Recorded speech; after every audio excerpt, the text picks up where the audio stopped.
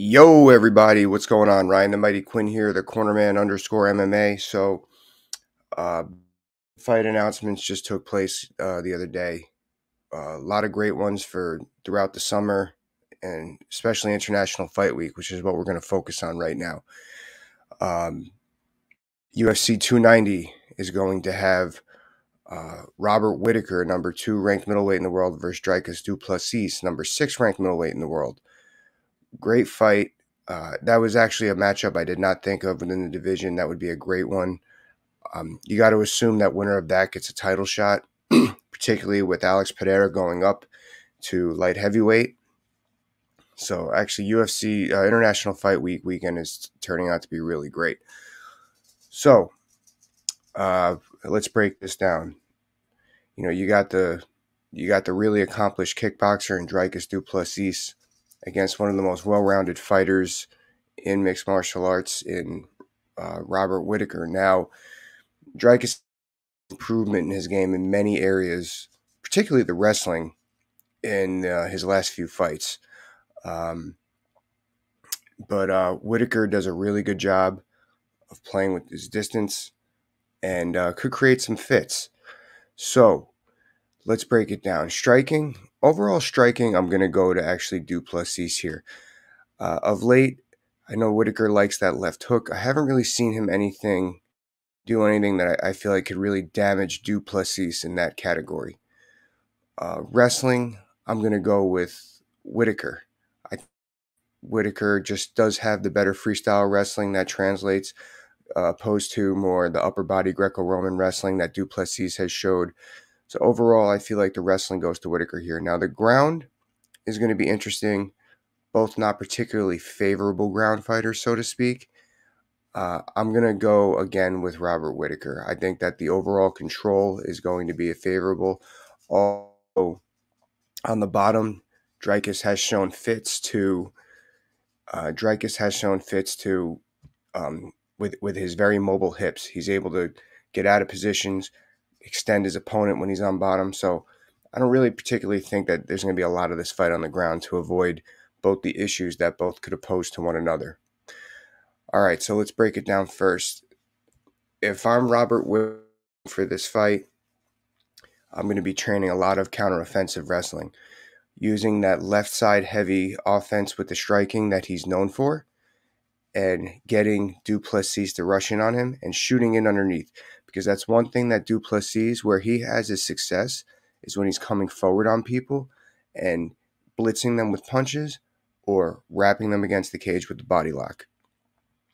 So you got to imagine he's going to look for that for Robert Whittaker here, particularly because Robert has a very good style, how George St. Pierre did with that karate. When it comes to Robert, it's that hapkido, that bounce in his stance where he kind of flows into a takedown, similar how GSP did. So if I'm doing that, I'm going to go left side heavy. You know, he does throw some rights. It's not like he just falls asleep on the right hand. But I'm gonna get Du Plessis to rush in, and I'm gonna shoot underneath that stuff.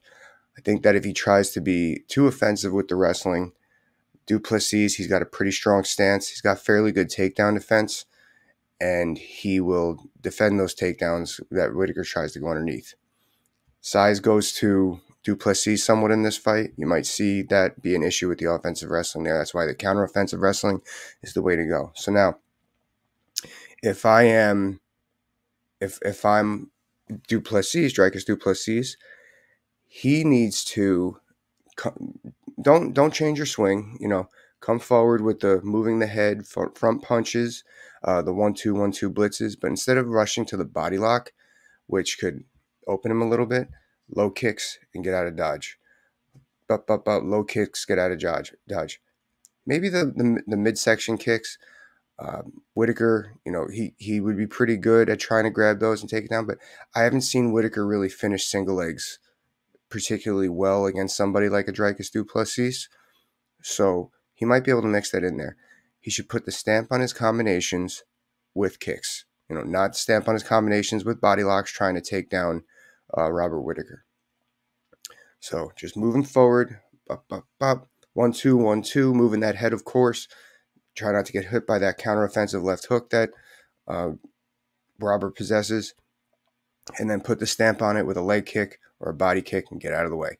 This will also potentially slow down Whittaker in the later rounds if he's doing damage on the legs. Take that hop out of his stance that I mentioned prior. So if I'm making adjustments on Whittaker's stance, on Whittaker's point, it's because what I just said is happening. He's getting those he can't get him down. He's getting those body kicks chewed up. He can't gauge the counteroffensive takedowns that I mentioned. So he's going to have to establish the center. Just make sure that Du Plessis gets a little bit more aggressive to come forward. It's a lot easier to do that when you're establishing the center. And then set up boxing combinations. So we went from counteroffensive wrestling to center boxing combinations. Try to get the opponent to rush into right hands with off-center. So off-center right hands and left hooks. Hey, buddy. And then, hey, bud. My son just walked in the room. And then if I'm Dricus Du Plessis, if I'm losing this fight because I'm getting taken down, I got to activate that jab more. Definitely activate that jab more. Much more jab heavy to try to set up those kicks instead of the 1-2, 1-2 jab heavy. Hey, buddy. Hey, for those of you who my son just came in. Oh, he doesn't want to be on camera. So instead of activating with the 1-2 blitz forward, 1-2 blitz forward, do the jabs to the kicks. Activate those jabs, get out of the way. Maybe just jab and lay off. Jab and lay off. Make that adjustment probably early second round. Don't let the rounds get away from you against Robert Whittaker. That's what I got. Really looking forward to this fight. Talk to you guys soon. Bye-bye.